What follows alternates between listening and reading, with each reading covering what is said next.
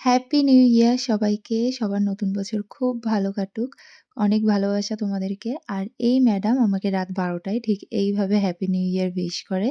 ছোট মানুষ, ছোট, ছোট প্রচেষ্টা যেটা কিন্তু খুব ভালো লেগেছে আমার, খুব সুন্দর ছিল। তো এই হচ্ছে নিউ ইয়ারের সকালবেলা। বেশ অনেকদিন পর আজ অনেক সকালে ঘুম থেকে উঠেছি। আমার কাছে অনেক সকাল বলতে আমি ৭ টার সময় ঘুম থেকে উঠেছিলাম। গেছিলাম মার কাছে। তো সেখান থেকে আসার পথে আমাদেরই পাশে একটা ক্যাফে নতুন স্টার্ট হয়। খুব বেশি দিন হয়নি। তো সেখানে গেছিলাম সাডেন প্ল্যান, সেইভাবে আমাদের নিউ ইয়ারের কোনো প্ল্যান ছিল না। তো ওখানে গিয়ে শুনলাম যে আজকে কিছুই এভেইলেবল নেই, শুধু ছিল ফিশ পকোড়া। তো সেটাই আমরা একটু ট্রাই করলাম। আর এটা হচ্ছে বাড়ি আসার সময়ের ক্লিপ। ভ্লগটা আজকে খুবই ছোট হবে কারণ আমরা সেইভাবে কোথাও যাইনি, কিছুই করিনি।